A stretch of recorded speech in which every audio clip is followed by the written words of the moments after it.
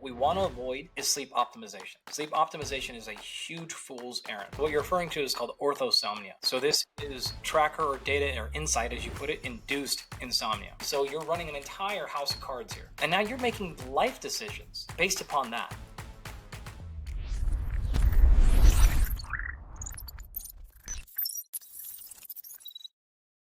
What's up, guys? Welcome back to the Full Stack Podcast. And we have one of the world's most respected scientists in human performance, muscle physiology, and applied sports science, Dr. Andy Galpin, on the podcast. Dr. Galpin, how's it going?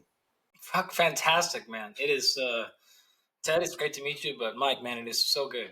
It's so good to see you. So it's been so long, way too long. So I'm great at the current moment, man. I was super excited for the invitation. Wanted to get this thing booked as soon as we possibly could. Yeah, man. Good to see you. And anyone who is unfamiliar, Andy and I have been friends for over 20 years. Mm-hmm. Or about almost 20 years. It was 2006, I believe we met in the weightlifting room. And we've maintained some type of relationship ever since, here and there. And, I've watched you come up in your academic career and then move into more of an entrepreneurial career, and it's been a real pleasure to be witness to that. And I imagine we'll get into some of that, and people can go back and look for both of us on YouTube and find some old stuff. But this is going to be the upgrade. This is the update. This is the update to all the information that we thought we knew back in the day. Because I mean, there's updates, right, Andy? Yeah, of course. Dude, from 10 years ago, we were doing YouTube videos 10 years ago compared to now. What's the difference for you? Yeah, I mean, well, here's what I'd say is friends would be an undersell. I mean, you're talking about very close for a very, very non-small amount of years. And the reality of it is that there wouldn't be a famous Dr. Andy Galpin if there wasn't a Mike Bledsoe and Barbell Shrugged. Like that, it wouldn't. I'd just be another professor. Probably even left that job. I don't know. We'll see. So we use that term lately, but everything is different. From basic human performance concepts, there have been certain things we have learned that are true about human physiology and all that to how I've approached my career. So I mean, I'm happy to go in any direction you guys want to go with that. Well, I'd love to start there. Yeah. In terms of, you mentioned physiology, and we could start from the physiological standpoint, because we have a lot of high performers that listen to this podcast and they find themselves in a do mindset, in a busyness mindset. And the first question is really, at what cost, right? What is the cost of that constant busyness without the consistent self-regulation that these high performers suffer from when they're busy but not productive? Yeah, it's a really hard question to answer because, I mean, we're still at this point currently coaching some of the number one contracts on all the sports. If the names that I gave you guys right now for the entrepreneurs came across your waves, you would be like, oh my God, no way. So not only the athletes, but I'm talking about legitimate world leaders and the people that are in front of the companies that could own countries, if you're there, if not CEOs. So why I'm giving that background is when I say high performers, not to brag or put it above it, but that's what I'm interacting with on the daily. So when I say someone is busy, I mean they're making billion-dollar decisions daily, not to change the branding of my 300. It's really important stuff, wars and federal budgets and things like that. So in reality, some of those people are fine. They really are. There's been a number of those high performers. I'd be lying if I said differently. I'd love to say all of us need balance, but the reality of it is some people just can get away with it. Would they be better if they had a little more? Sure. But it would be a terrible strategy for me to come out and say, hey, look, you guys need to work less or do whatever. And so what we tend to do is say, you give me the absolute constraints. You tell me what's non-negotiable. And then we will do our best within those constraints to try to help you have a sustainable practice. Work less is just not a reality for some people. Take more time to yourself. Those are just words that are going to go into one ear and be like, great, you don't understand what I'm actually doing. And so you have to be sympathetic to that. When you're trying to win a world championship, when you're trying to win an Olympic gold medal, that's just not a realistic thing to deal with. So what we try to do is that middle ground of saying, okay, tell me what's non-negotiable. And if it's not on your non-negotiable list, it better be damn negotiable. And then we're going to do within that what we can. But we have to have that candid conversation of saying, and this could be everything from my work schedule to excessive alcohol consumption to any number of other things. And if they tell me straight up, this is not negotiable, then we don't bring it up again. And we say, okay, like what is negotiable? Then we have to fill in gaps around that. And then people, as long as people are aware of what the cost they're paying, then, fine, that's up to you if you want to chase this thing. So on first note, that is the honest reality, what it really looks like behind the curtain for some of these real performers. And that it also extends, by the way, to people you wouldn't put in that category, trauma surgeons, things like that, where we're like, okay, I have to be able to get up and do a 20-hour surgery. Like, this is just the reality of my life, military, of course, tactical. And again, anyone who's really in public office, this is just the reality, right? You can't have I block out 90 minutes of my morning first thing to, like that. That's not a thing at all. Like, you don't have that opportunity. So those are not realistic adult solutions for true high performers, unless you're an entrepreneur and run your own company or something like that. Like, you might be able to do it. But if you're in service at all, you're going to have to be able to put constraints around some things. Well, it sounds like a lot of the true high performers. I think there's like levels to what we're talking about, and I think that most people we're interacting with are more on the entrepreneurial side of things, and have a little more say about what they're doing. And the high performers of the high performers, like the 1% of the high performers of what you're talking about, there's not a lot of waste. It doesn't seem like there's not a lot of waste. And I think that like a little bit of what I'm curious about is there's a tendency amongst people who, maybe they're able to build a company that's doing 7, 8 figures, maybe even 9, that get caught up in the, like, being busy. Like, it's just like, oh, I check my email way too frequently because that's what I've always done. And like, what's the cost? What's the physiological and metabolic costs associated with being stuck in busyness versus I imagine, and I mean, I've been in scenarios for short periods of time where, 12, 16-hour days performing just fine because everything actually did matter. But what I find is most people I talk to that are in the high performance category, there's still a lot of waste in there, and they're just staying busy for busyness sake. And like, what's the cost for those people? Yeah, so I'm actually glad you brought something up there, but I hear this stuff all the time of like, oh, email's a terrible idea. Or some people will say things like, never exercise in the morning. You should do your critical work in the morning. And then some people say the opposite. And I've been around everybody, and I can tell you, like, that's all a lie.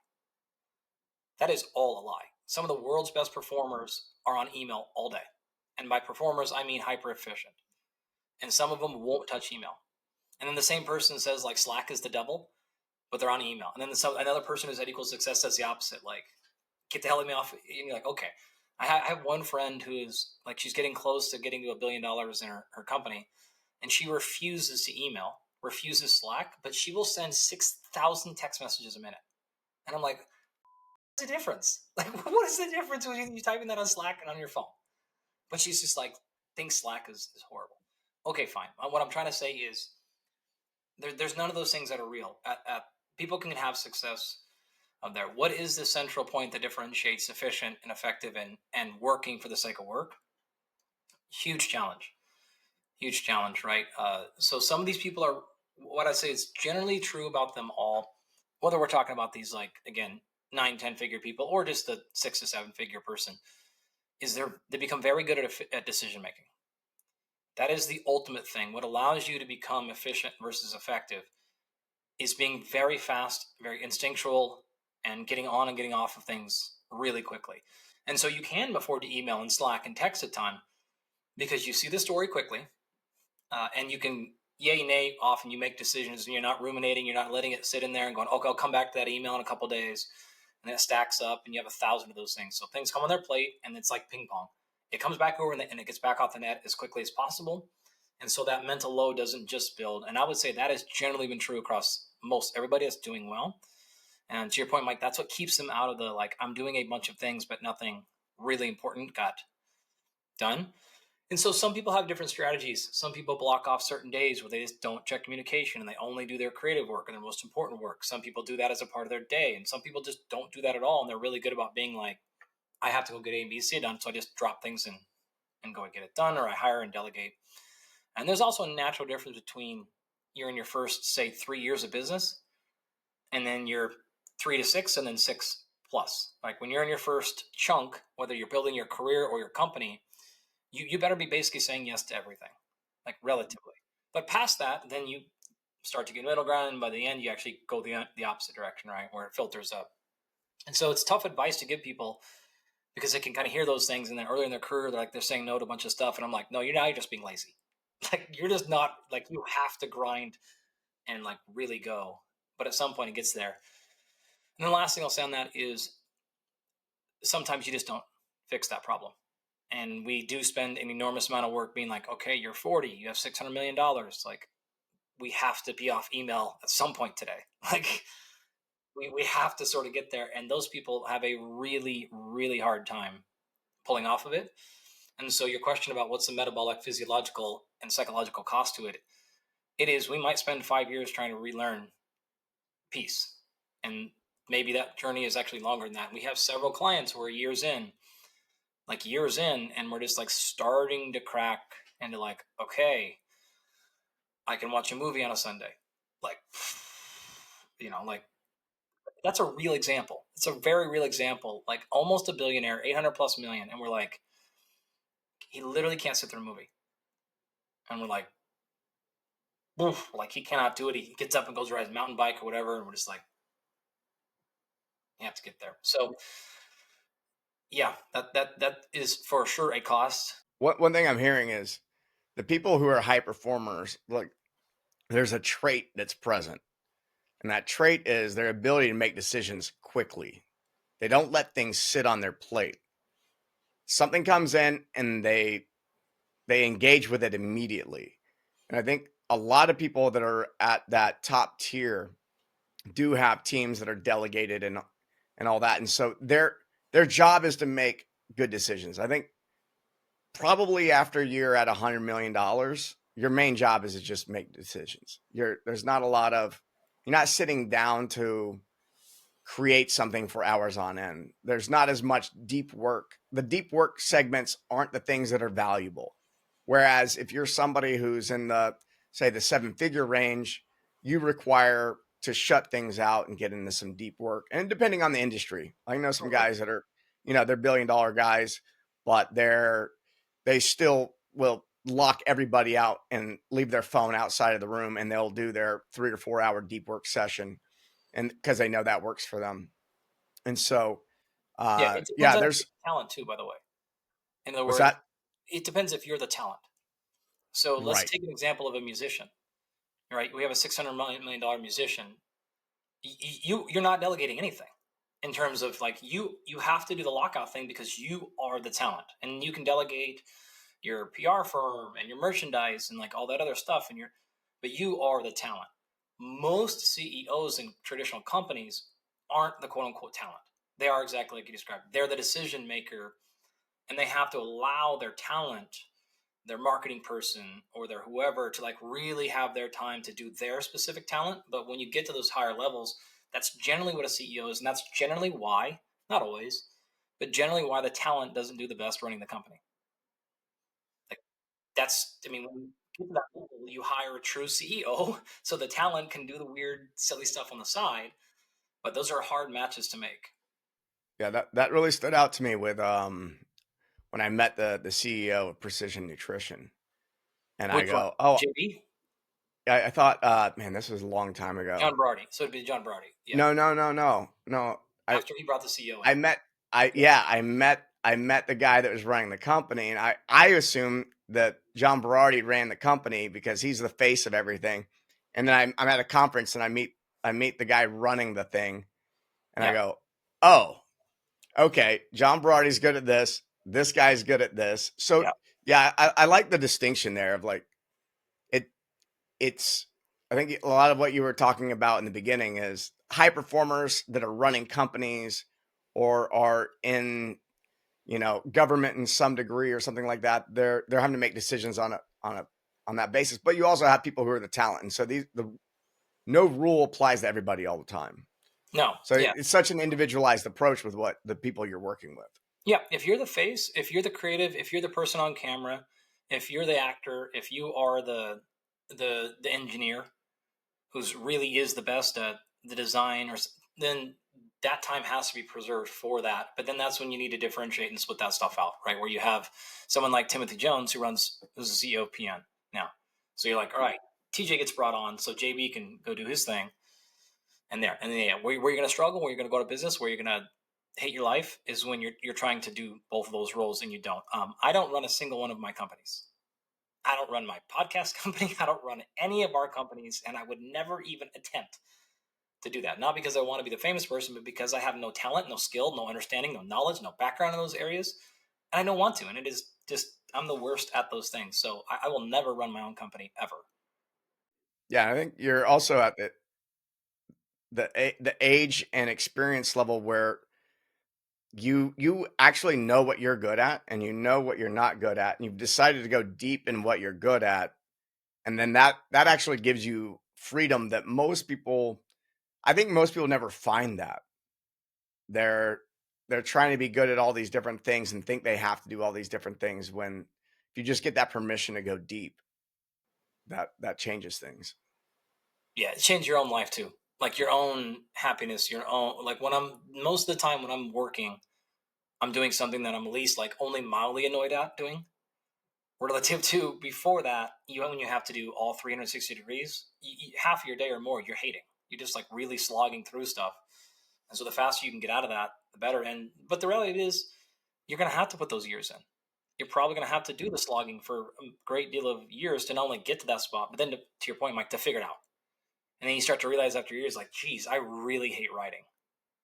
Wow, like I never really realized that. I actually had a characteristic of myself that I was that. And then it was years of me being like, why is it every time I start writing, it just takes 20 times longer than it should? And now you eventually start to realize, like, oh, I actually hate that. But it took me years to figure that out. Now I'm like, okay, I'll never do that again. And I try to step out of those things. So now when things come to me, opportunities, roles, things like that, I'm like, okay, you want me to write? Great, I'm out. Like, I don't care what the number is. I'm out because I know that's going to be 20x the time. I'm going to hate every second of it. And I guess my advice there would be, you have to just do everything. And then that path will be figured out once you've been through enough pain. And if you can start to reflect on what is the stuff that you just tends to drag out for you? What are the things you tend to put in the back burner? What are the things you're tending to just not get to? What are you always late on? Those are the cues. And then what are the things you're fast on immediately? And that changes throughout the day. Like sometimes when I'm like creating talks and stuff, I'm just on, and it's just like boom, and I don't want to stop. But then sometimes I'm like, it takes me a week to get going on a topic. So it's just not always perfect. But I know categorically, having done that enough times, what's the real signal there and what's the noise? What's that is like, I'm tired, the vision isn't hitting me right now, or I'm distracted, or whatever the case is, versus this is just a task I generally don't want to do and I'm not good at anymore. Well, what I'm hearing a lot of is understanding of self, right? That self-awareness. And when after you do everything, you get to a certain point, you can delegate. That's where you can stay in your genius and let everybody else cook. This segues perfectly into the second question we had prepared. And it's really about with high performers who are gathering all the information. You could read all the books on soccer, but if you never kick a soccer ball, are you a soccer player, right? From the high performers you work with, what is the single biggest behavioral or systematic failure that you see that stops someone from translating the insight into action, or something that's actually knowledgeable and repeatable and embodied in their psyche? Yeah, I'm pausing here because it's a really insightful question. You mentioned something earlier at the beginning of this question, which was about self-reflection. People aren't great into that, and that's one thing that I struggle with because I'm pretty good at it. I actually don't need a lot of external things. I will kind of replay, not in a ruminating way, but I'll replay a lot of things that I'm doing, kind of on the small and bigger schedule. And I'm not bragging again here. It's just like this is just how my brain works. Now, there's flaws to that. There are huge complications to that, and others just have very limited. So what I'm trying to say with that is what works for me is not necessarily going to work for everybody. I don't know if it's necessarily good advice. But that reflection of, okay, we set up a heuristic before we went into this, and then we have accountability directly to that heuristic afterwards. So as an example, we will use something that Kenny Kane, I mean, Mike, you know Kenny. Kenny taught me this years ago. It's called the Quadrant System. And so the Quadrant System, a very short version of it is you have 10 total points. So 10 total. And there's 4 categories. And you get to split those 10 across the 4 categories. And those 4 categories, just roughly defined, are your business or profession, or whatever you want to think about that as. Number 2, your personal health. Number 3, your relationships. And again, however you want to think about these things. And your 4th is recovery. And so what we do is we ask every single person to, in this moment in time, where is your quadrant? You get 10, not 40, you get 10 total. And everybody inevitably is like, okay, this is super important, busy time. I'm trying to grow my brand or my career or whatever. And it's like 6 on the business. And then we're like, great, where's your family? We're like, wow, geez, like family's super important. So a 3. And we're like, great, that's 9. Where's your personal health or recovery? You're just like, no, I train all the time. So that's a 3. And you're like, oh, okay, so we're at 14 already. And it becomes really, really hard to stare those numbers in the face and say, my business is 6 right now. And so right now my family's 1. And you have to admit that you're giving 6x the time and energy and emotion to your business as you are your family, which is not wrong. Like sometimes that is the right choice, many times, oftentimes, but it is a very hard reality because everyone just wants to think that they're a great husband, blah, blah, blah, right? And then the same thing with their personal health. And then as you guys can imagine, recovery is always somewhere between 0 and 1, right? It's like, it's never on the board because those other 2, 3 things there. So one of the rules we use with that is recovery can never be less than half of your physical training. So if your physical training is at a 2, recovery has to be 1 or higher. If your physical training is at a 4, it has to be 2 or higher. Because what we'll get is kind of where we started the conversation, which is like 5 on business, 4 on training, 1 on, and we're like, nope, you will not make this. If you're doing 9 on business and training, you will not see the end of this tunnel. Like this will crash on you, one of the things. So the accountability piece is we get those numbers, and then we literally oftentimes have them put a sticky note on their computer or on where we call it, where is your point of failure? So it's on your computer, it's on your gym wall, it's on your bike, it's on your TV. It's where is the spot where we're going to screw up this thing? And then we see that thing. And then we often have them ask for one person that's accountable to that, their wife, their COO, their assistant, like someone's going to hold them accountable internally. And then we do the same thing. And so at the highest level, that might be a daily check-in, right? That's not realistic very often, more like a weekly. Okay, these are the numbers we all agreed upon last week. How did we score? I got tired, skipped out of my training. Okay, fine, okay. But then after the end of the month, we look back and get that average score and say, look, you committed to 3 on recovery. You committed to 2 on recovery. On average, we're getting 0 across the month. Either you're not being accountable, you're lying, or we're being extremely unrealistic. Either way, we're failing. It's not a blame game. We're failing, right? And so we adjust the quadrant every month or every quarter, depending on what's going on. And one of the things you'll see in the business side is the answer is always, okay, I'll pull a couple off of business next quarter. And then next quarter comes, yeah, but, and I'm like, if my wife was here, she'd be like eagle-eyeing me right now because I do the same thing, right? It's like the next thing's always up, and the next thing's up, and the next thing's up. But you have that, and you have the year, and you look back and go, okay, great. My health has never been above a 2 in 2 years. At what point do we make that a 3? At what point? And then but you have some numbers there. You have something there, you're not looking back on the year going like, yeah, I was pretty good. You're like, what's that mean? There's nothing to be there for. There's no accountability. You don't have to put money on it. You don't have to do things like that. Sometimes it's that cold hard. You're lying or you're unrealistic. And those are 2 hard things to hear. When people are coming to you, do you find that, and it could be a mix, but do you generally find that people are trying to get better at something in their career or their profession, or are they or are they dissatisfied with another area of their life, and they go, oh, I realize that if I don't handle my health or my relationship with my family soon, that's actually going to blow up. And then that, which one is it? Because I've coached a lot of people, and a lot of times they come in, I'm like, they say they want to get better at their profession, and then we get into a conversation, and it's like, well, that's not actually, your marriage being what it is probably making it a lot harder to do your job right now. And the real conversation of like, what do we actually need to put our attention on to move the ball forward?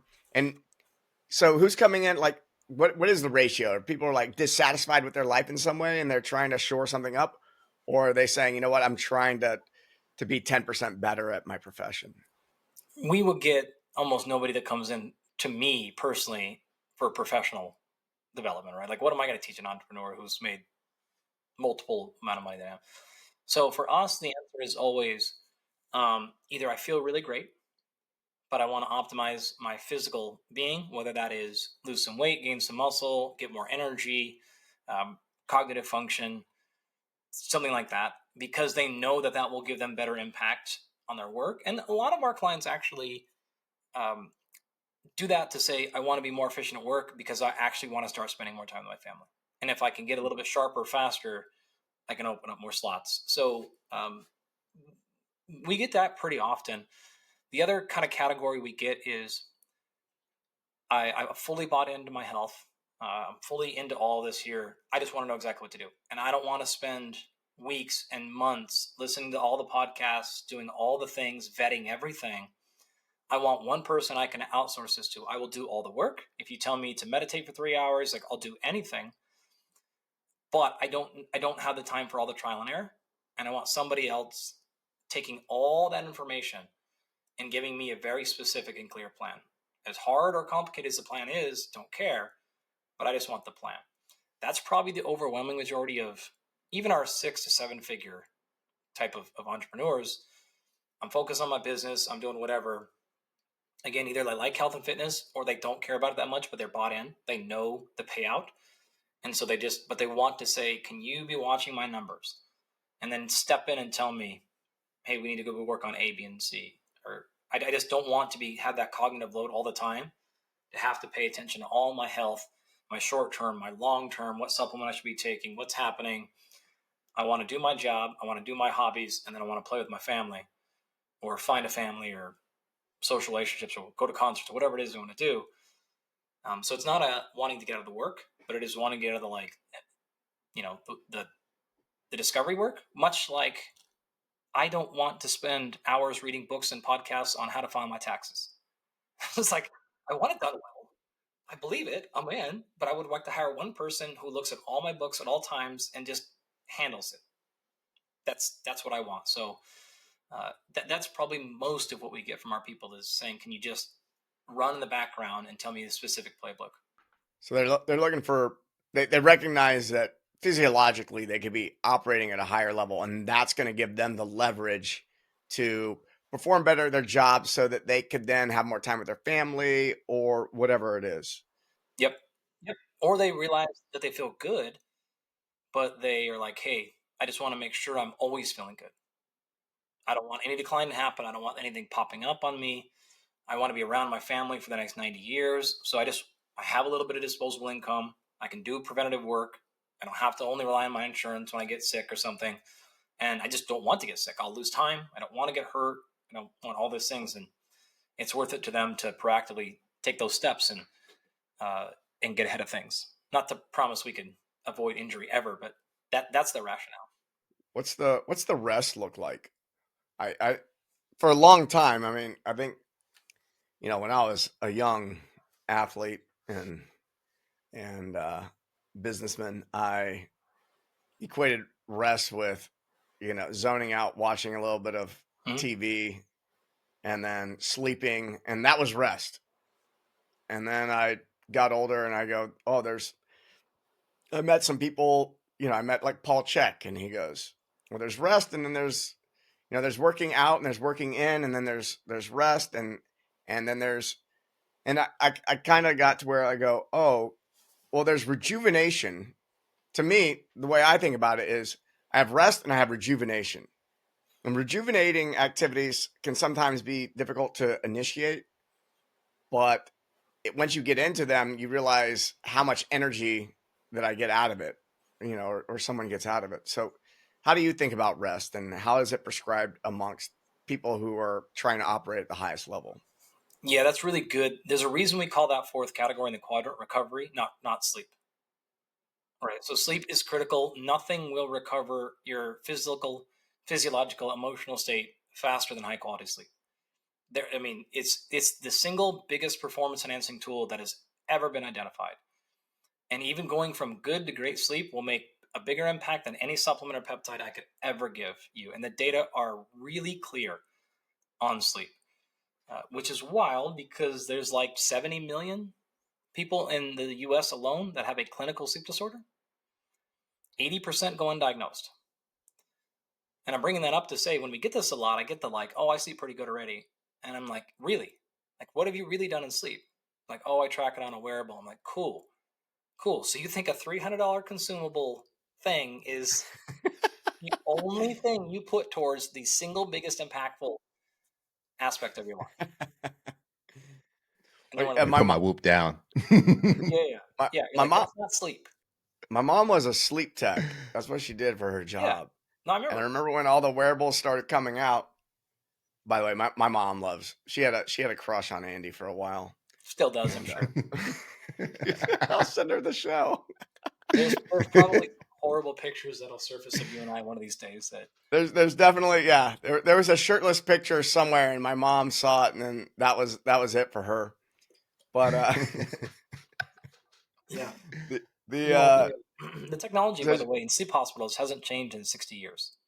I remember when the wearables started coming out, and I said, "Hey, Mom, because I had a sleep study done as I was one of the guinea pigs when she was training some of her people. So I've had a proper sleep study done, and then I said, "Oh, these wearables are doing this now," and she goes, "There's no way." Remember how we like had like an EEG and an EKG and this and this? You think this watch is going to give you anywhere like the same data? And I go, you're right. That's probably not. But you're also saying that the tech hasn't really advanced in 60 years? No, it hasn't. It's the same. We could go really far off tangent here if you want, but I Let's also do it. have I'm a huge curious. conflict of interest in this. I have a sleep company, so like I'm pretty biased in this one. But I mean, we're able to run full medical, clinical grade sleep studies on people every night from their home. So we have it. We're the only ones that have FDA clearance. We have the only FDA cleared sleep quality measurement. So we can run all that, and we do. This is what we do at Absolute Rest. So we can do all this in your home. We can do it nightly. So we're not having this weird one night effect. And we measure the environment. So what's in your air quality, what's in the dander, what's in the pollen. Like we're measuring all of this stuff. So when you want to like solve or really significantly improve sleep, the easy way to say it is there are far better ways. Again, I'll go back to you. You think I have a $400 million client, and you think I'm either sending him to your mom at a sleep hospital and being like, yeah, this will tell us what's going on with your sleep, or I'm sending him a Whoop. No offense, Whoop. Like you're out of your mind if you think that's what the best in the world have with something like sleep. So to get to your actual question, you guys are welcome to ask me more about sleep if you want, but the reality of it is that is first and foremost is we have to get really highly resilient sleep. What we want to avoid is sleep optimization. Sleep optimization is a huge fool's errand. You want to be sleep resilient. If we can get that, then we go on to secondary metrics of recovery. And now I have any tool in the book I can use for it because it is now defining, well, what are you feeling? What are we seeing in the data that is indicating insufficient recovery? So on your rejuvenation piece, Mike, what you're basically referring to is psychological or emotional recovery, right? And this is actually something I learned from you way back in the day. And it actually, you probably don't even know this, to be honest. You said something one time, I think on social media, about this is where I learned the difference for my own self. I didn't even know this about myself until you said this. You were describing the difference between an introvert and an extrovert, And I didn't know what that, I thought I knew what that meant, but I didn't realize the fact that like introverts like myself, if I have to be in public and social environments, that's exhausting to me. I can be on stage, I can do podcasts, like I can do all the things. I have no shyness, I'm out there. And so I just thought I'm an introvert. Then I realized like when I have to go to the dinner party thing, I'm like hating my life and I come home the least recovered I've ever been. I have Or to you have thought you were an extrovert. thought I was an extrovert You thought you were an extrovert because you perform well in front of people. in front of people. Yeah. I teach, I coach, I can get in front of anybody and do all those things. I assumed I was an extrovert, but I did not realize that I was far closer to an introvert in this fact of what makes me recover, what makes me rejuvenated. I need to be away from people. I hate training with people. I train by myself. I don't want, my whole life is me giving me to somebody else right now. It has been for a long time. Me giving me to somebody else more does not help the situation. I need the opposite.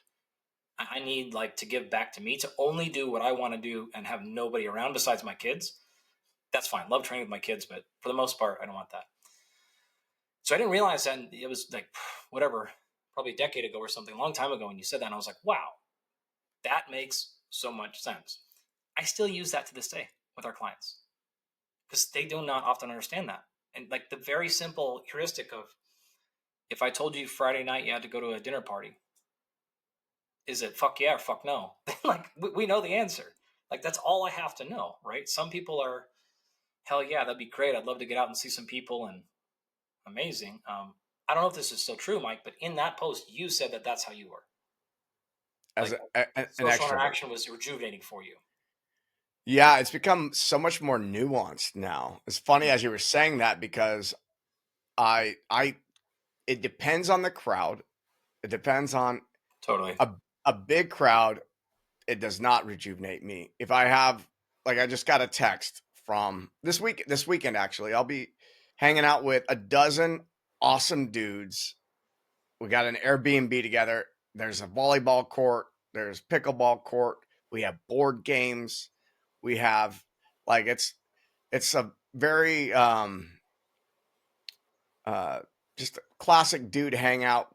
We won't be drinking alcohol. We don't drink. It's pretty boring. But I know that there's going to be some conversations had with high level dudes. These are all people I respect and admire. And for 3 nights, I'm going to be able to get out of my normal environment and hang out with them. And I'm going to come back with tons of creativity. I'm going to come charged up, this and that. If it was the Austin City Limits Music Festival weekend and I wanted to go out and do that, I would be completely drained by that. So it depends on the quality of the person I'm spending time with is what's going to dictate how that is. And so I'm an extrovert in certain scenarios, but also I find myself, the older I've gotten, the more I value like, hey, for the next 2-3 weeks, I'm not leaving the house. Yeah. I've got a lot.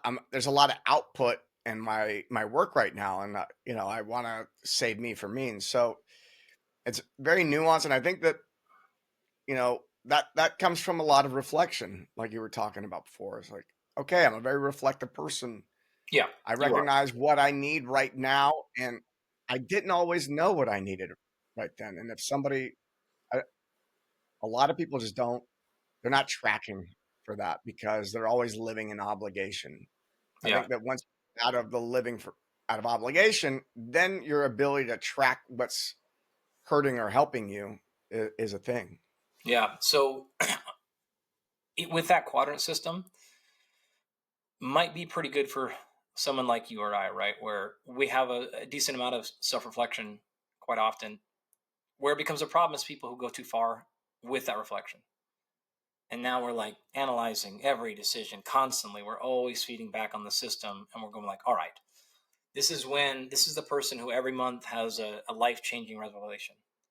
I'm like, okay, like way, way too much of this going on here. We're never going to be stable here. You're just bouncing between thing to thing to thing. We need some stability here. And we need to actually probably walk away from reflection a little bit and just be here, be here, be here. That's something I've been on for a moment, and I've finally been able to put words to it, which is I value integration over insight, because there was a time where those insights, that spending time in reflection and learning something new about yourself, or gathering a bunch of data, like everyone loves to take a personality test. Like I love getting my blood work done. Like, oh, I get to see my blood work. I get that. I in the morning I check my Garmin to see what is my sleep. What should I do for my workout today? And the danger of optimizing. But to me, in personal development work, or someone's like, which you're in, you're handling it mostly from a physiological perspective, is I get addicted to insights, because insights create that dopamine hit, right? I go, ooh, insight, dopamine hit. I post on Facebook, guess what? I just learned this about myself. And so, but then it just keeps happening, and there's no integration. There is no sitting with, spending 6 months mastering that insight. Take one insight and master it. And so this is where the term I have is integration over insight. And so, because for somebody who's reflective, we have no problem getting insights. That's exactly right. The integration's where the work is at. And so, for instance, I had an insight about my left heel would bother me because I was training a certain way, and then for months I'm trying to find a solution, and I finally add this one thing to my warm up, and my heel felt better. I go, oh, I'm not getting enough external rotation in my left hip. It's causing a heel issue. So I spend the next 6 months every single day mastering, firing that, right? Integration over insight. And so I think that I've heard you talk about this. I saw you post something on social media recently where you were talking about the people are optimizing sleep, it being a prop. There's actually a study done where the trying to optimize sleep is actually screwing your sleep up in a way. Oh yeah. So this is what you're referring to is called orthosomnia. So this is tracker or data or insight, as you put it, induced insomnia. And so what can end up happening here is this could be everything from data to perception. And at Absolute Rest, we deal with this a ton. We have to pull people off not only trackers, but sometimes clocks. Everything has to be gone from your room because the data obsession, the perfection obsession, and this can look differently for different people, can drive forward either poor sleep, or in some extreme cases can lead into actual insomnia, clinical insomnia, because of this. And so this is everything from the silliness of trying to optimize or even improve like REM sleep or deep sleep. These are really foolish ideas. Not only are they almost actually totally irrelevant, because they're not moving the way that you think they're moving, and they're not doing what you think that they're doing, and because of the way that I could say I could give you a million reasons, but one quick example here is, so everyone is aware that trackers do not accurately measure REM and deep sleep, but what people do not realize is that error bar is non-directional, meaning if there's a 70-minute plus or minus window on deep sleep on a wearable, which is the number, by the way, 70, 70-minute error bar, this could be high or low. And so if you're saying your deep sleep is 30 minutes on your tracker, this means it could be 70 minutes higher or lower than that, and it will not be consistently higher or consistently lower. So, oh no, it lacked precision and validation, right? It's not valid, it's not precise, but the thing is, it's not reliable. Here's maybe an easier example. If you were to buy a $25 scale, and that scale in your bedroom told you your body fat percentage, we know that number is not accurate, right? We know that the error range is maybe 10%. So it tells you you're 15% body fat. You could be anywhere off that. But what they are reliable. So if you actually lose body fat 6 weeks later and you get on that, you will see a lower number. That lower number is still wrong. So that's the difference between valid. Is the number right? That's valid. Reliable means if you actually change something in a specific way, will it reflect it? And most BIA devices will. Sleep trackers will not. So you take the supplement, you do the thing, you buy the hack, you do the bio thing, and your deep sleep might have actually improved, even though that doesn't really matter. But the tracker might show you to the opposite. And so you're running an entire house of cards here. It's randomness on top of randomness on top of randomness. And to make it worse, since you brought up sleep hospitals, Mike, if we were to take your mom or any trained expert in sleep hospital analysis, most people do not realize deep and REM sleep are arbitrarily scored by those people. There is no scientific specific number like resting heart rate. Resting heart rate is not an arbitrary score. That is 100%. If you take clinically trained experts, there'll be 100% agreement with what 60 beats per minute is. Like no change. There is an 80%, 80% agreement on sleep stage scoring by qualified expert technicians. Only 80%, which means by definition, we're already in huge disagreement. And then your tracker is only 60 to 80% accurate at predicting that 80% non-agreed score. And so you do some basic math there. What it means is we're looking at maybe an accuracy rate of 50%, sometimes low. And now you're making life decisions based upon that. That's the house of cards effect, where we're like, hold on, you're changing your behaviors, what you're doing, what you're putting in your body. This is a really silly idea. How about we walk away from that and we actually just worry about behaviors anyways? If you do behaviors that are net positive for you, I don't give a shit what that tracker says. We know that these are right, better human choices. That's where we want to get to, because on top of all that, then we could actually lead down a line of the orthosomnia, which was your question, right? So not only these like, well, what's the big deal? Well, what the big deal is we see a huge number of people, and that number is growing, by the way, who are actually making their life work. I'll give you one more on this. Annual spend on sleep, $600 billion right now. It is the only total sleep time is the only health metric that is continually declining. Obesity, we have some light at the end of the tunnel. Like there's some movement there because of GLP-1 agonists, right? Sleep is continually dropping across the world. Not getting any better, actively getting worse, and not by slight. The angle of drop in total sleep time is almost a perfect diagonal since 1920. So, again, you tell me if the trackers are helping. No, I mean, I've always thought about the because we're talking about circadian rhythm here, and you know the advent of electricity and light bulbs and artificial light is likely the biggest indicator.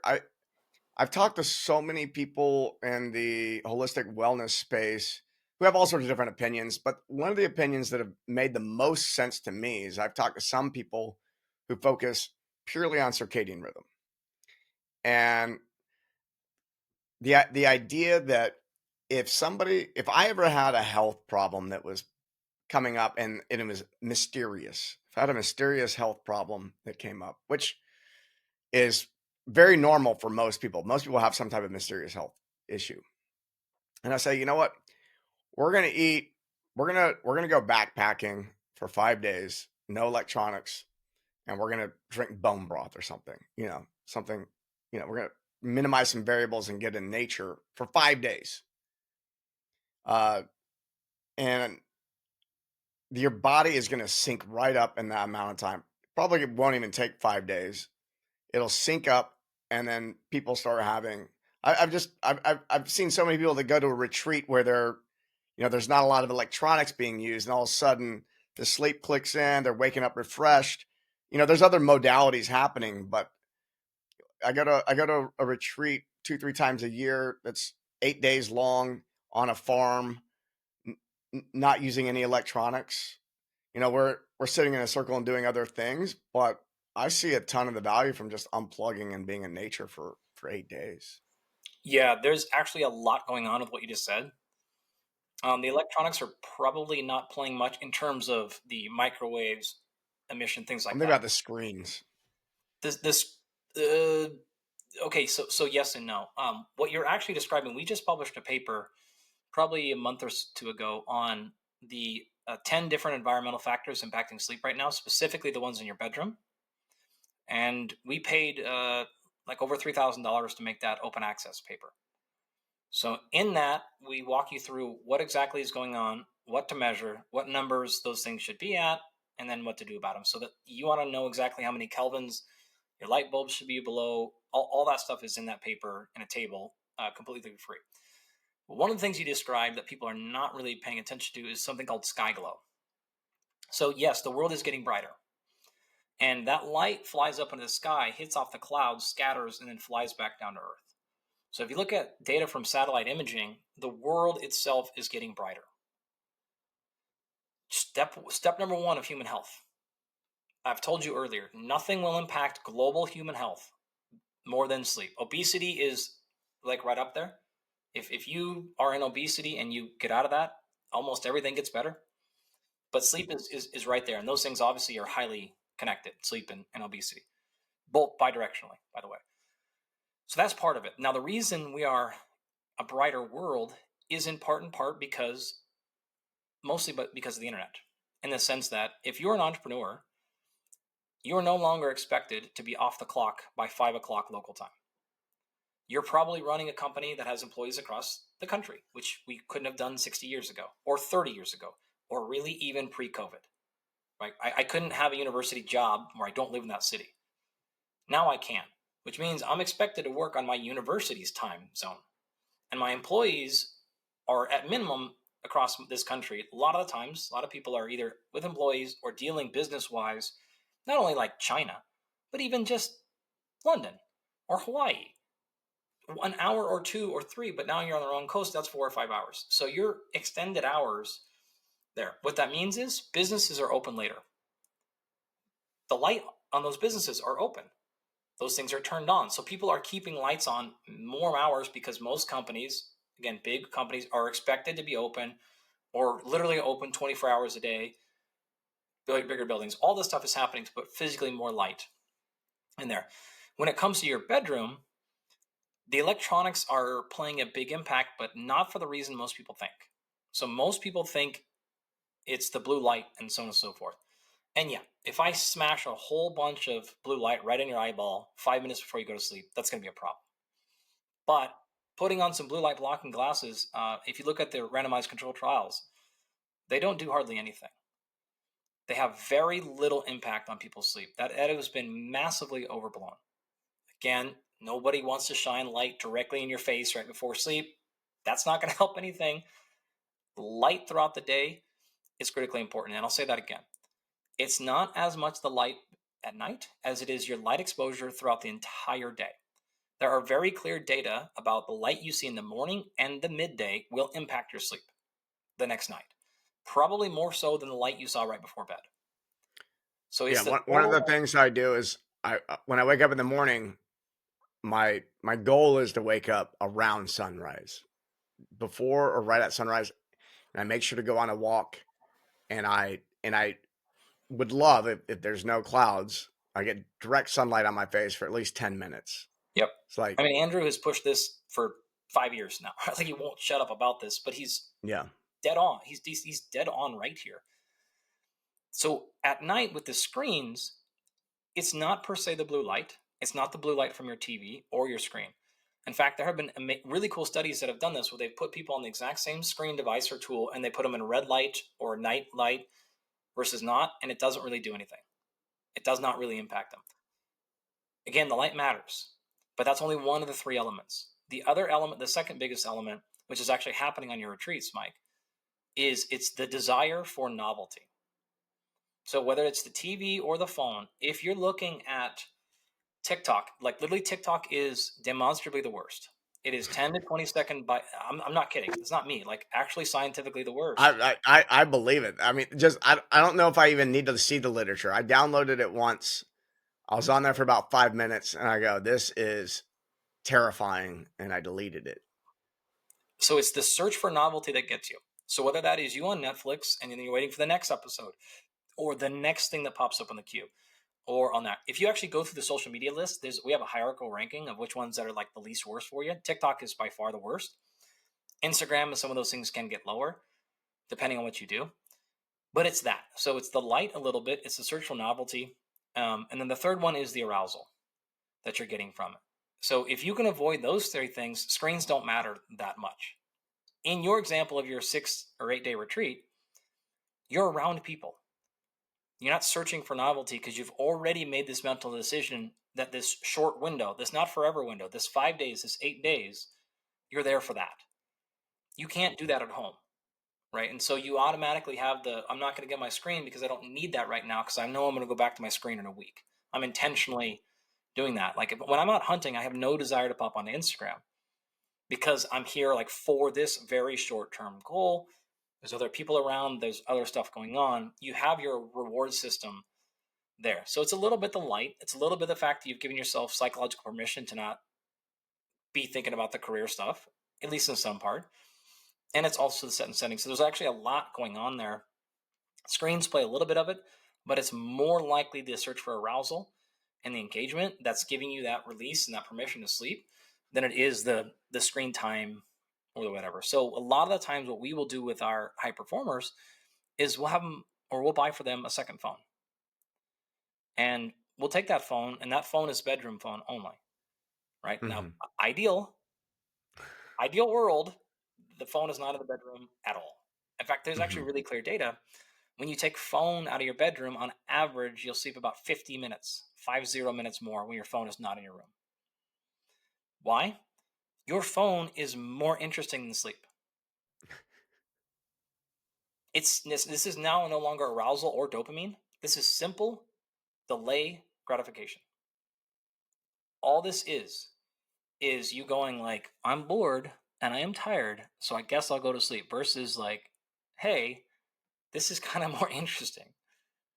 So the world has just exceeded the interest of sleep, and then I can out drug my suffering tomorrow.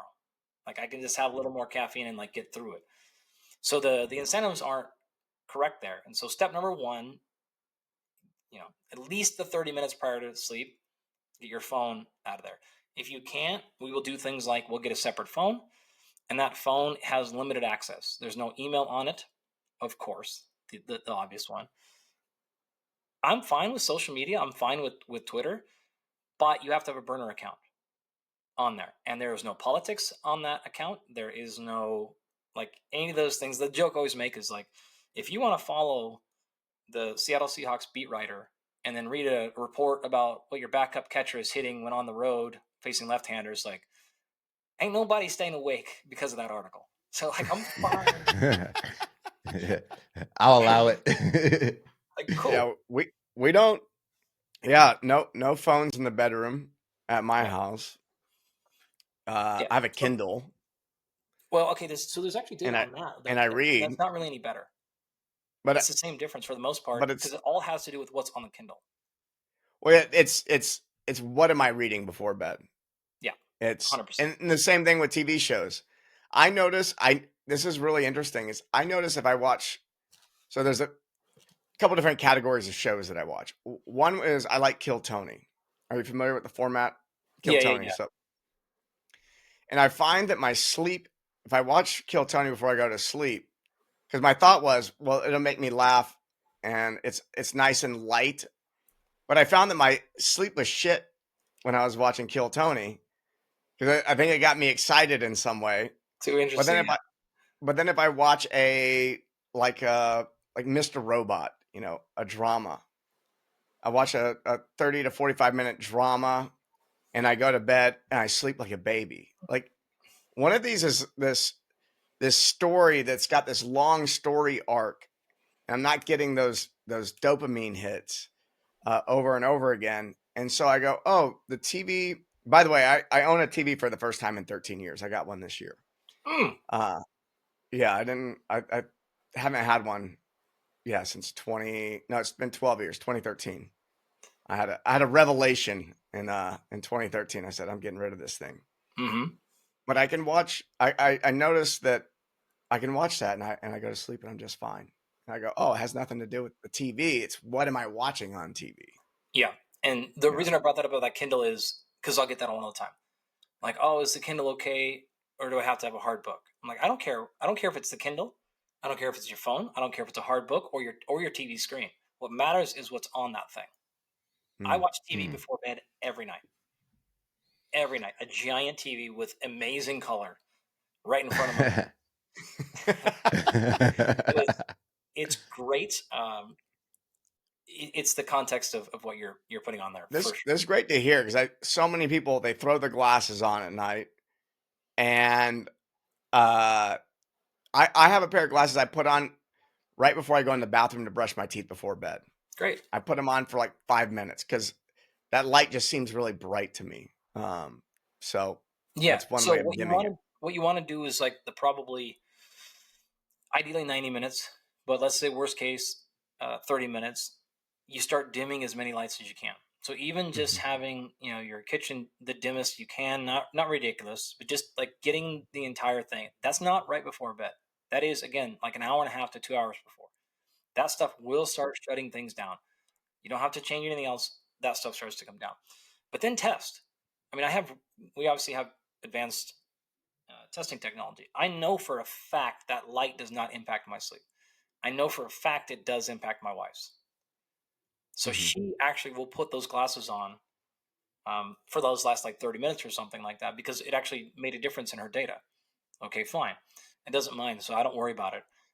The content, though, is pretty clear amongst most people. If you're watching Animal Planet or something like that, very unlikely that that blue light will matter that much. That said, there are some people Mhm. that are hyper responders to blue light. I don't. Yeah. They're not faking. They're not lying. That is a Yeah. I mean, I find significant. the same thing with like EMF. EMF doesn't bother most people, but I've known a couple people who they're having like physical reactions. They get away from the electronics and they're Yeah. fine. And then they like one guy I knew, he was running a tech company. Come to find out, he's sleeping. His bed was positioned. He couldn't be around his computer. He's freaking out.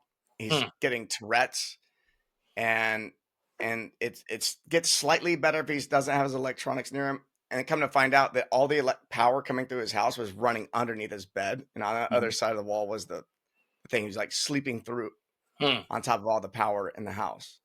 He stopped sleeping on. He stopped getting that massive exposure, and then everything was normal. And so, but some people, his wife didn't have a response to that. Yeah. I mean, we don't have any data. We looked at EMF specifically on sleep.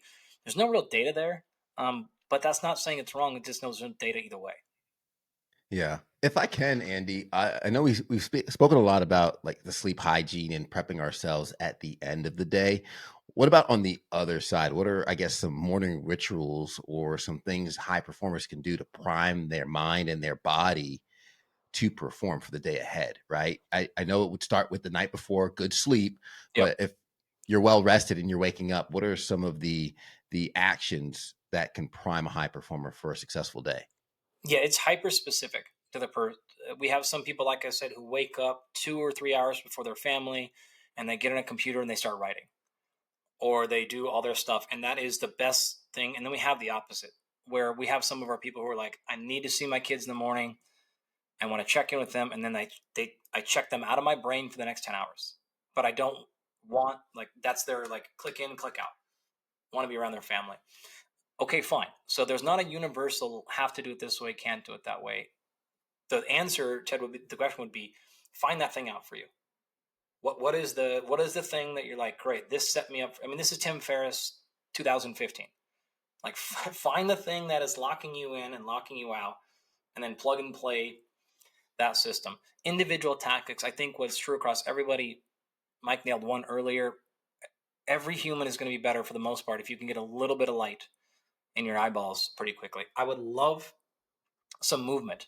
Some people are adamantly against not exercising in the morning. Some people are for it, but I think we can all agree that again, getting up and spending a few minutes of walking. I start my day every single day in the woods. Like that's just how I do it for the most part. Like I'm getting my dogs. They have to be let out to go to the bathroom anyways. So I'm going to spend 5 to 10 minutes in the trees and looking for deer and things like that, right? And that's before the sunrise or after the sunrise. It doesn't really matter, but that's how I'm going to start my day. Those are really good practices. Some people do well when they fast. Some people don't. Some people do better when they fuel. Some people do well on stimulants or 1,000 supplements. Some are the opposite. So I wouldn't say that there is a consistent routine or thing outside of trying to have some sort of check-in. Um, some of our people will like check their schedules, give their brain like, okay, this is what I have today, kind of a quick snapshot of the whole thing. And others don't want any of that. They don't want to touch their phone or email or anything until they've got all their creative ideas out. And then they won't look at anything until 11 o'clock in the morning or something. So there's no universal right answer there. I would just go back to what's the principles of either self-reflecting, or if that doesn't work for you, direct experimentation. Try it for 30 days one way. Try it for 30 days another day. That's the only way you're going to get to your answer. Yeah, figure out what works just through experimenting. I did want to shift gears a little bit because I want to respect your time. I know we have about 20 minutes or so left in the podcast. And I wanted to highlight your shift in your career from academia to more of really in the public eye, delivering scientific data. And even on this podcast, you've opened up our eyes to a number of studies and even some of those things that some folks will take as truth for face value that you're debunking here in real time. So I know that could be a little bit of a step of faith and putting yourself out there. And I know, Mike, you had some questions as well, but talk about really what sparked that transition, that moment where you went from, okay, doing my job to I need to get on platforms, share more of this and share this data and this information that you learned. Yeah. I mean, you could look on the screen. Like, if Mike wasn't there, like, this wouldn't be a thing. In fact, I don't know if I've told this story before. Mike knows this, but Ted, I'm sure you don't. But I remember getting an email in 2000. Oh, Mike, what would have been 2008, maybe something like that. And it was just like 3 MP3 files from Mike. And I was like, listening to him. I'm like, what is this? And he's like, I'm making a podcast. And I'm like, literally. That'd be 2011. It had to be earlier than that. Might have been. When did you start Bubble Shrug? We started posting in early 2012, like January 2012.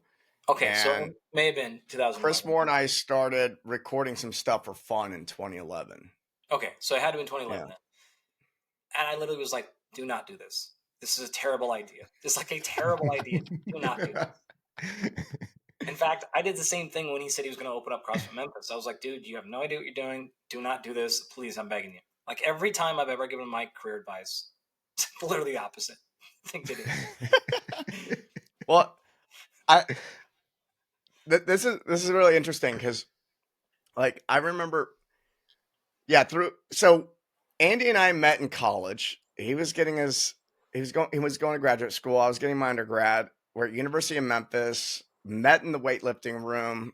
You know, we were both in the exercise sports science department, and we became really close friends. I mean, like, we traveled together and to weightlifting meets. We shared beds in hotels because we were broke, and and all the things. Shared holidays together, like at your family's house for that's holidays. Right. Aren't the 2 queen beds the same size same price as 1 king? Don't worry about it. Oh no, there's 4 guys and 4 guys in one room is what it was. If not 6. I got you. Yeah. There was always somebody on the floor on top of that. I mean, we were all broke, and but I remember having this. Andy's right. I talked about opening up a CrossFit gym in 2007, and he was like, "No." It was funny because everybody told me no. I was trying to get people to do it with me. I'm like, come on, you guys, this will be fun. They're like, no, this is a terrible idea. Nobody was on board. But they supported me. They advised me not to, but then when I did I got the lease on the building and all this, they were there. They helped build it out. Like, there's pictures. If you go back far enough on my Facebook, you know, me, Andy, Doug, Chris, we're in this shitty building, screwing together platforms from the plywood that was falling apart so we could have weightlifting platforms. And then I end up doing 1 semester of grad school, and I'm running the gym, and I go, both of these things are suffering. I'm not doing as well as I'd like to in school in this. I can come back to school. I'll stick with the gym. And Andy graduates. He gets his master's, and then he goes to Ball State to get his PhD. And, you know, we go up and we visit with him. We let his colleagues take biopsies from our knees that only Yeah. took like 3 or 4 years to recover from. Terrible Uh, idea. terrible idea. But what happened was, so I think about you, me, and Doug. So me, Andy, and Doug, and so Doug he finishes his master's as well, and the three of us are hanging out a lot. And I talked Doug out of a PhD. Doug's like, I want to get a PhD. I go, why do you want to get a PhD? He's like, I want to have my own business. I'm like, what does that have to do with running a business? And he goes, and it took several months after this. It was a long conversation. It was many months. He finally stops pursuing the PhD and he joins me in business, and then we become entrepreneurs and we build things and we're doing things. And Andy sticks on this PhD thing. And I also want to say, like, Andy's incredibly impressive because not only does he have a great mind for science, but he's able to apply it. And then on top of that, a crazy athlete on top of that. So it's like, oh, this guy, he can do it all. So like, if anyone's listening, you should definitely listen to Andy because he's not just the science, he's got the practical, and that always impressed me. But he stays in this academic thing, and I'm thinking, that's stupid.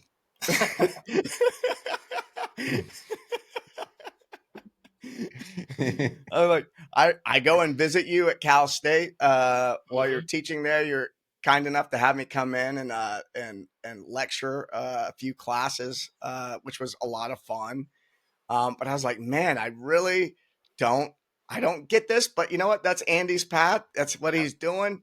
Whatever. And then just it's so cool that over time, I can witness your progression professionally, and I witnessed my own progression, and it seems like you're in the perfect spot and you took the perfect path for you, and I took the perfect path for me.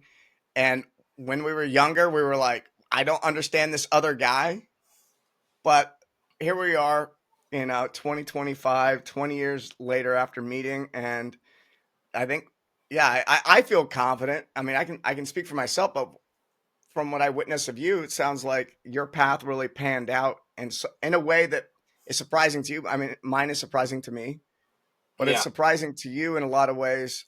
And so, yeah, I'd like to hear Well, about, what's been your what have you been committed to, and what are some points?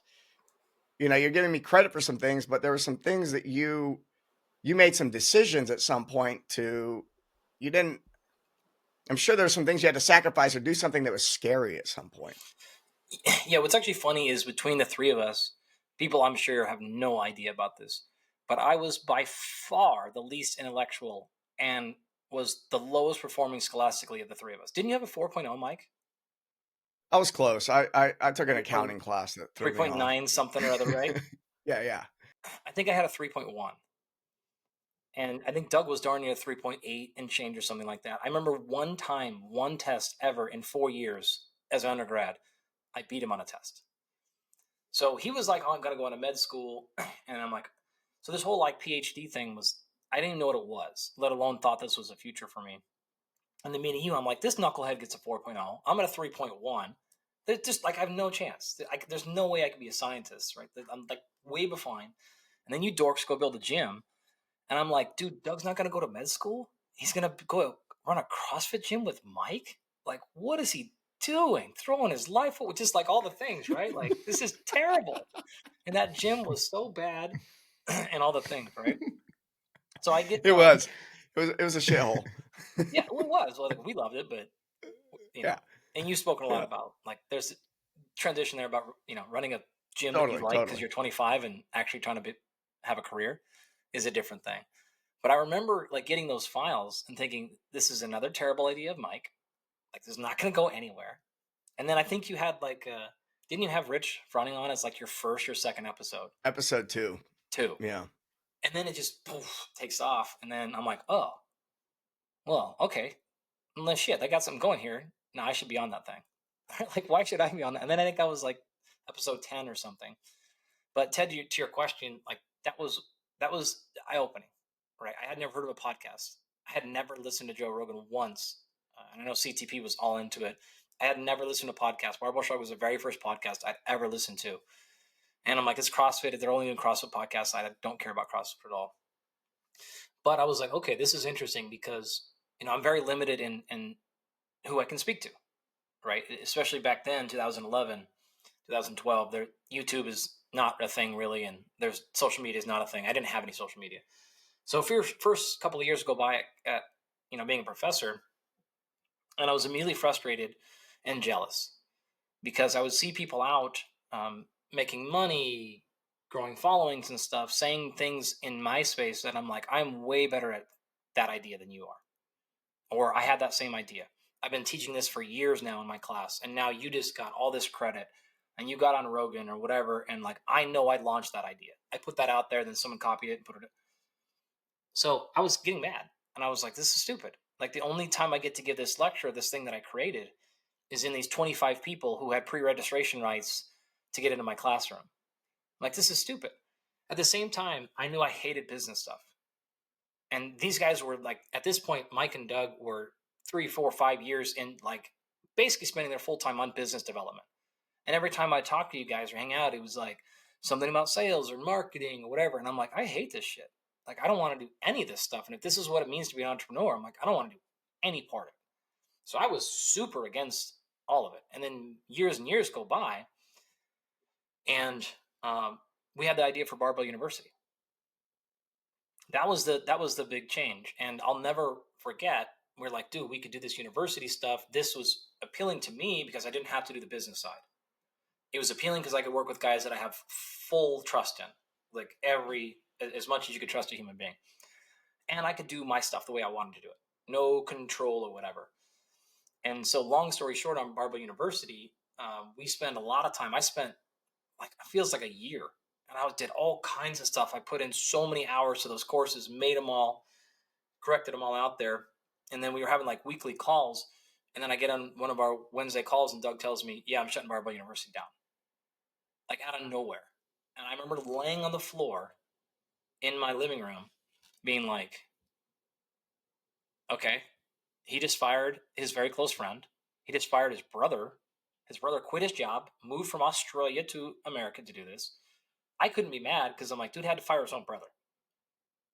That's so whatever mad I am, like that's worse. So I remember laying on the floor and being like, well, what did you want to do this for anyways? What did you like about it? What did you hate about it? And then Tim Ferriss at the same time was like going, and I was just like thinking, like, if this is Tim Ferriss, how would he approach this and what were the skills? And I just thought, okay, if this was easy, what would it look like? If this was, why can't you do this the way that you want to do it? And I just remember thinking, YouTube's up there. I could just film these lectures exactly how I want and put it out for free. I hate the business side of the equation. I don't know how to monetize. I don't want to have to like learn what email trip stuffs and sequences. Like I don't want to do any of that with my life. I just want to educate, and I want people to have access to it. And so I did that. And there was, I did, it was years before I even knew how you monetized on YouTube. So I probably missed out on like tens of dollars I could have made on all that, you know. But I'm like, I don't want to do it. And every time it would come up, I would be like, no, because it actually was like more aggravating to my soul to spend any amount of time on that stuff and marketing and better, thumbnails weren't a thing, but like titles and stuff. I'm like, no, I'm making like a 55-minute physiology video and I'm going to spend 3 hours describing how your GI works. And I don't give a fuck. Like, that's what I want to do. And so my rule is only like, do the things that make me happy. And if at some point it doesn't make me happy, don't do it because I have a job. And I have professional athletes that I'm doing other things with. I don't have to do any of this. So then I was like, at that point, I'm like, maybe I can do social media. And then I was like, if I do social media, why can't I use the same rules? I don't have to worry about posting it. And you guys remember this, like back in the day, you had to post at the right time or you wouldn't get any views. And there was certain things you had to do. And I'm like, man, I hate all this stuff. It's fake. It's phony. It's not real life. But I'm like, just do it the way you want to do it. Put up what you want, how you want to put up. And when you get aggravated, don't do it and do it your way. You won't grow as fast and you won't do all the things, but that's what I wanted to do. Well, it turns out those led to tens of millions of dollars of revenue for me. Not because anybody watched those things, but because the right few people watched them. And then I have some friends in the industry that I've known for a long time that we're doing research projects together and I'm doing other things. And some of those people turned out to be really famous. And so it's like, hey, those people had watched those, they had used those in their lectures, and then they turn really, really famous, and then they bring me along for the ride. And then they bring me there. And so then at that point, it was like, okay, I got here the way I wanted to get here. And now I'm here, and I can do things like go back to Doug and be like, dude, we can actually make a business together now. Do you want to handle all the business side? Because again, I have that trust. I also have the trust to know he will do what's right, even if that means like this was really hard. And I have all the love in there, and I'm like, dude, I'll do this side, you do this side, great.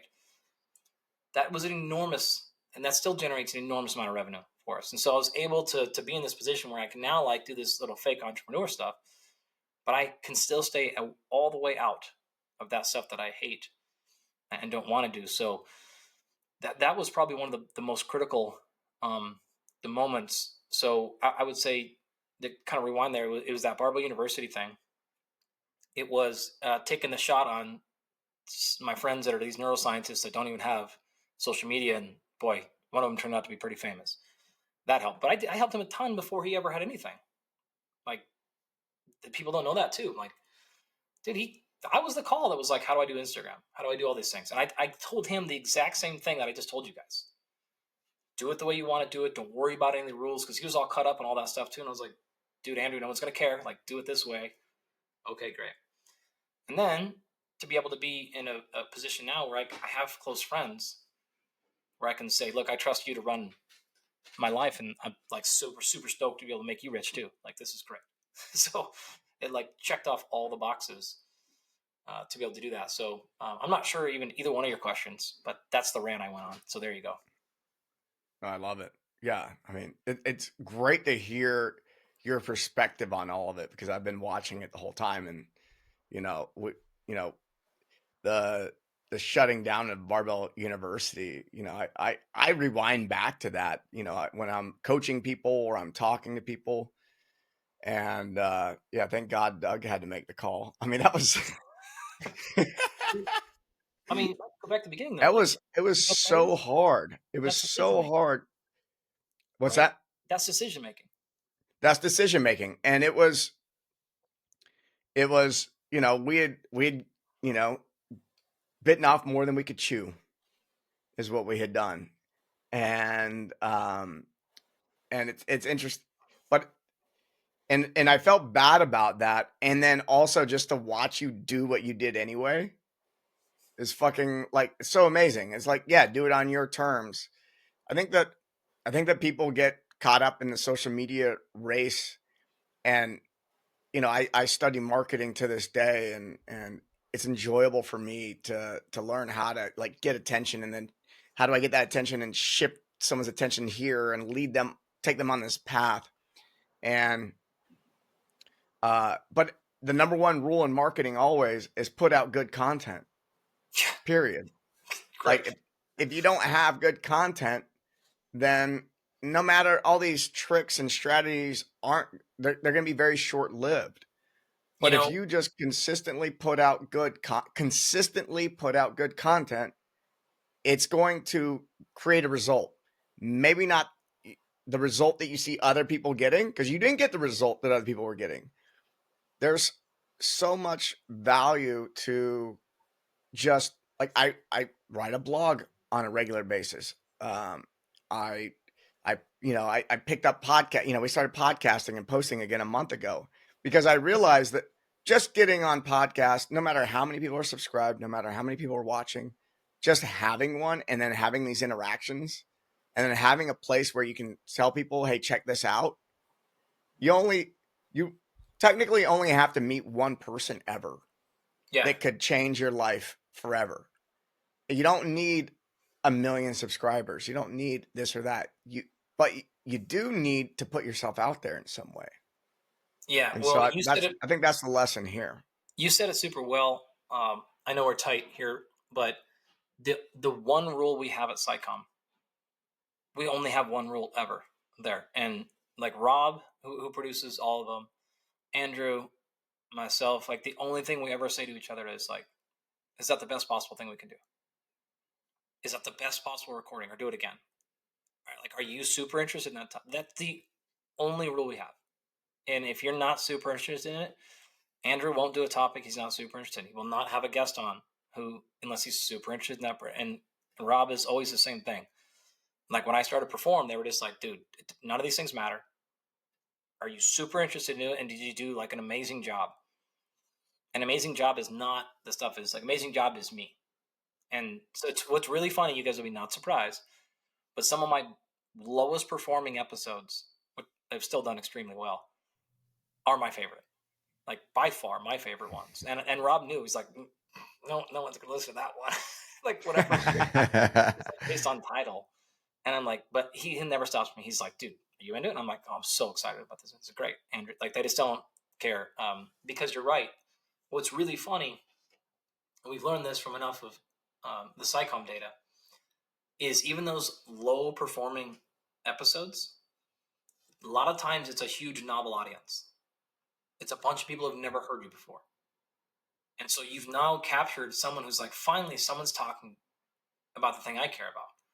And then you start bumping around and you do 3 or 4 of those. And now you actually have this audience who you're speaking differently to, where if you do the same plug and play hits, like you just keep hitting the same super fans over and over and over again, which is great. Making super fans is amazing for business, but you don't touch as many lives. So you do the thing that you genuinely find interesting. And to summarize, like some of my YouTube videos that are 12 years old still have like 3,000 views, like nothing on them, but I'll get constantly emails about them. I'll meet somebody and go, oh my God, that video on blah, blah, blah. And then like some story comes and I'm like, really? Like nobody watched that. Yeah, but to your point, Mike, like 3 people did. And then that one of those 3 people have to be the head of JSOC or one of the, like it's somebody like that where you're like, oh, now I just landed an enormous contract for that thing that did turn into money and there's still no views on it, which does not matter at all. So if you help people, if you genuinely do things that are useful, then those other metrics are smoke and mirrors. They're not the real things. Changing lives and impacting people, that's the fire. Yeah. Yeah. The majority of the clients, like the majority of the revenue that's been generated for me over the last several years has come from clients that did not come through a funnel. It was a referral. It was someone's like, you got to talk to this guy. It's like all the stuff I do online is not what moves the needle, but it's good to have those things online, but it's not the thing moving the needle most of the time. Yeah. Yeah. I would probably say, I mean, Doug would know, but I would say, maybe 50% or more of our revenue there is direct word of mouth. Like 95% of our professional athlete revenue is all word of mouth. Like none of those people are on Instagram. They don't do that. I mean, we've had a few, surprisingly, where you're like, dude, you're in my DMs? Like, what? Like people, you're like, whoa. But most is not. So back channel always. Cool. Nice. Well, Andy, where can people find you, find out more about what you're up to? Globally, everything, all the different stuff is on andygalpin.com. You want to see all the things that's there, but Instagram and Twitter are the best places for us to do our science communication, right? Those are those platforms are exclusively science communication. And then I don't know if you saw them, Mike, you probably didn't, but we just announced 2 things last week, which is great. Like business 101. Don't do this, but launch 2 things at once. Amazing idea. That was one of the problems with Barbell University. We were also launching something else. We had to kill 2 projects, not just one. Yeah. Well, all right. Anyways, you're launching 2 things at once. We launched something last This will work though. I believe in you. Dude, the people that have to work with me feel so bad. It's like, can you possibly confuse the audience more? Like, I'm doing my best. Like, nobody knows where any of your stuff is. Like, not my job. You guys figure it out. But we launched something called the Catalyst, which is it's like a newsletter, for a quicker thing, but it is super short. It is the cool articles I've read. It is the books I found interesting, great podcasts. It is the stuff we're working on. It is like tomorrow's episode. I have 2 fully funded graduate assistant positions to work in my lab for 2 years. Get your master's. So it's like all that stuff. It's the research studies that we're doing. If you want to be a part of these things, so it's not just your classic like marketing it's legitimately my only way of being like, here's all the stuff in my universe and I got going on. I think it's cool, or where I'm going to be at, or opportunities. So that's called the Catalyst. And then Doug and I actually launched a new thing called Optimum Muscle, and we launched it in Austin actually. So I've seen it. literally, He reached out. He reached out. It's pretty fucking launched 2 cool. days ago. Yeah. So super excited about that MRI based muscle scan, symmetry, performance type of stuff, which is a terrible description, but that launched as well. So really, really excited about that. That's been super helpful, super interesting for lots of muscle related things. So making digital twins of every muscle on your body. It's been pretty rad. So if you're in Austin right now, depending on when this comes out, you can check that out. I think it's called OptimumMuscle.com. OptimumMuscle.com. Right on. Yeah. I love it. Andy, this has been fantastic. I appreciate you letting me sit in on the catch up with you and Mike. And I take notes during the episode for a lot of the listeners and the watchers on YouTube who are taking all this information. So I'm going to recap some of that as we wrap up. But I just wanted to say thank you for your time and your expertise today. And we first asked about the cost of being busy over productive. And really, we honed in on it's the cost of peace. Your peace is what you're paying for always being busy and not being grounded. And what allows you to be efficient and effective is your ability to make those decisions quickly moving forward. Are you the talent or are you the decision maker?